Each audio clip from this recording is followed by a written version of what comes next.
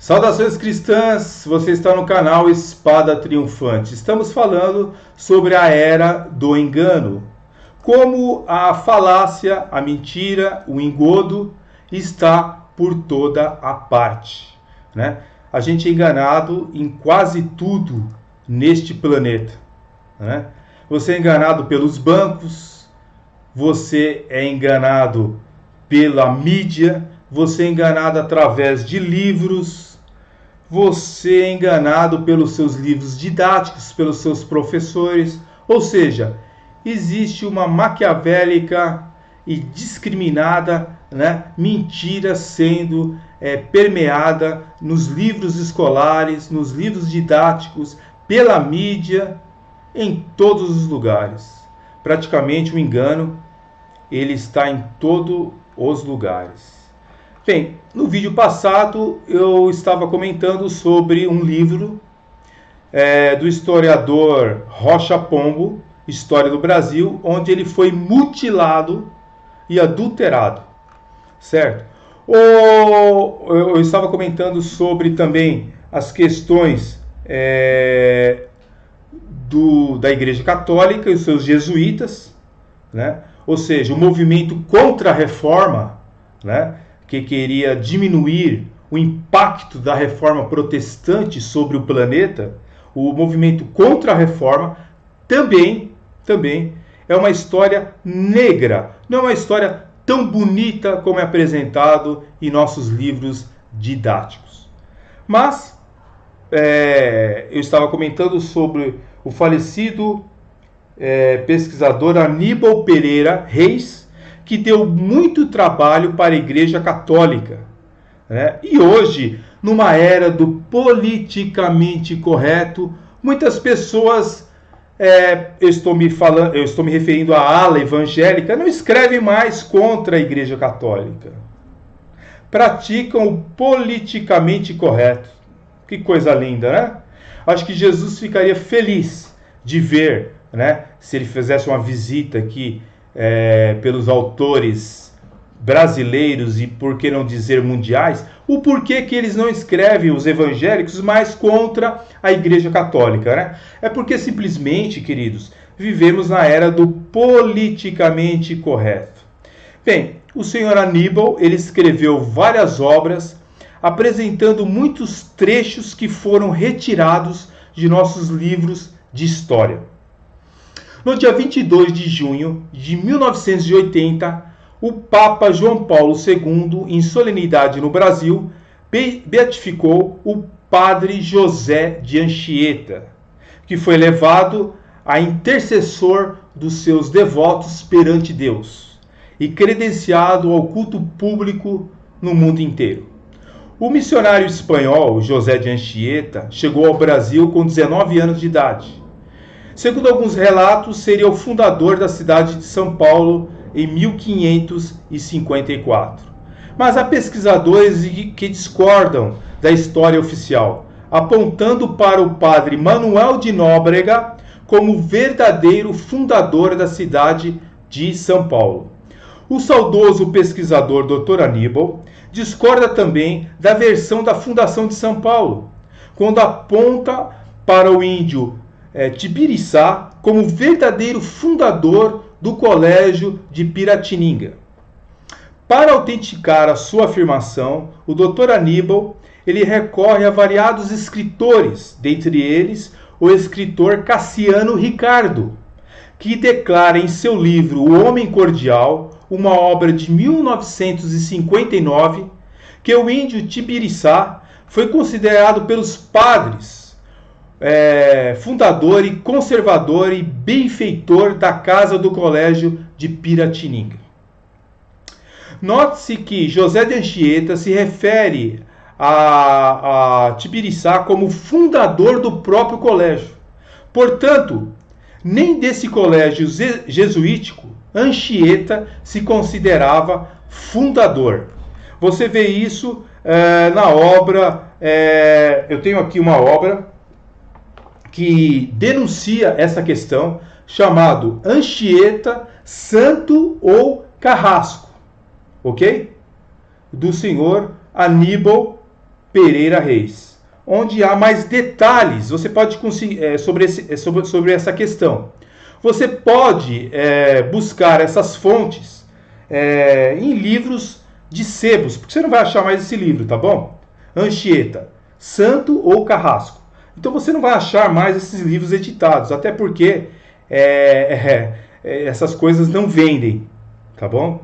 Então, existe então aqui uma fonte que eu vou citar para vocês aqui, que coloca, né, uns dados bem interessantes.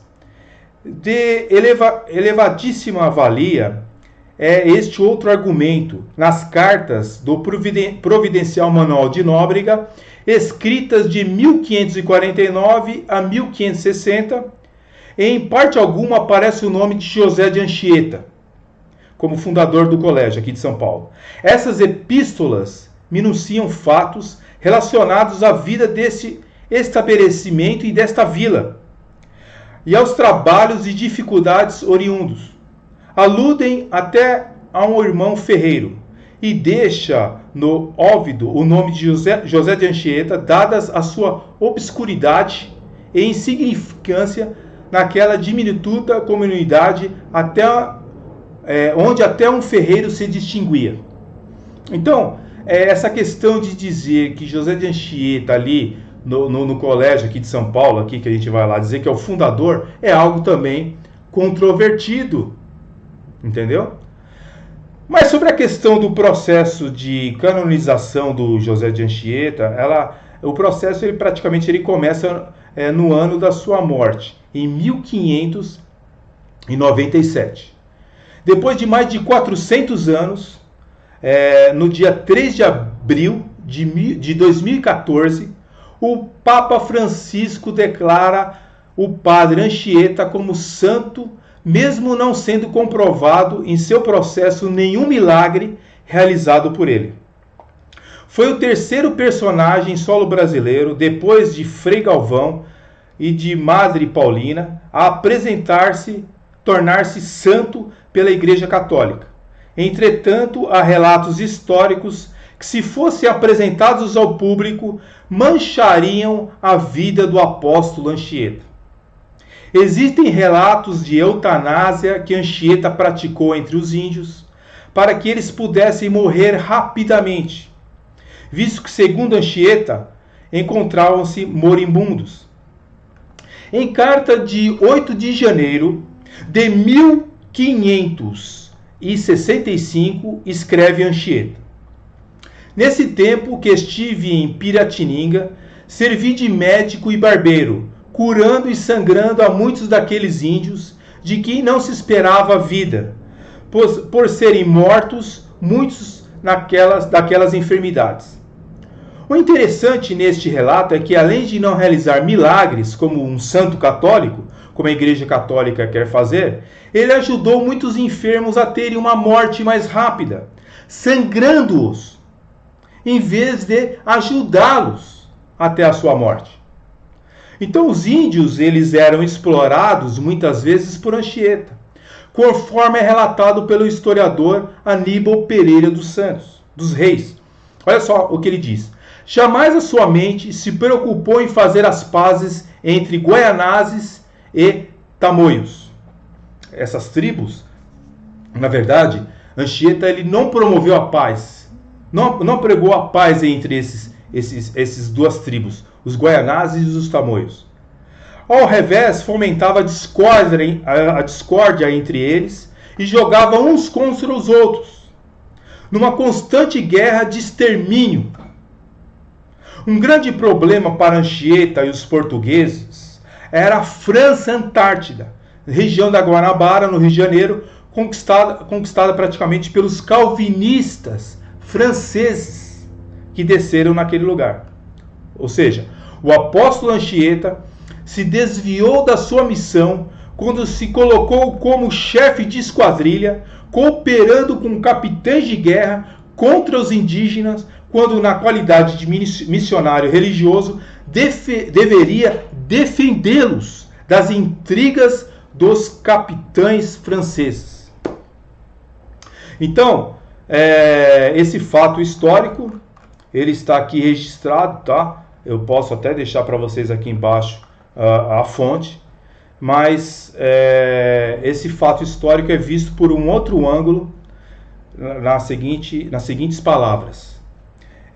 A 15 de março, o governador ordenou o ataque ao Forte Coligny, onde havia 80 franceses e 800 índios tamoios, diz o padre Nóbrega em sua crônica da época. A luta ela foi terrível, durante 2 dias, 2 noites, quando então os franceses, que eram calvinistas, crentes reformados, calvinistas ali, tá? Que estavam naquela região. Então, quando os franceses e os seus índios aliados, porque existiam índios aliados aos huguenotes ali, tá bom? Então, esses índios aliados abandonaram a fortaleza, fugindo todos para o continente, nessa guerra que foi travada ali por Anchieta, tá? Não se encontrou nenhum sinal de religião católica, diz o padre Anchieta. Livros heréticos havia muitos. Quando eles invadiram o lugar ali, conquistaram o lugar ali dos crentes calvinistas que haviam ali, eles não acharam nada de religião católica. Segundo o padre Anchieta, só livros heréticos tinha no local. O forte não mais se reergueu na ilha de Sergipe, né, na ilha Sergipe, mas os franceses, abrigados nas aldeias dos tamoios, não tardaram a ocupar novas posições no litoral de Guanabara, como a ilha de Paranapuá, atual governador em Uruçumirim, atual oleiro de Glória. Bem, no próximo vídeo vamos continuar essa jornada histórica e ver um outro lado do senhor Anchieta, que não é contado em nossos livros de história. Deixe seus likes, seus comentários e até o próximo vídeo. Deus abençoe em nome de Jesus.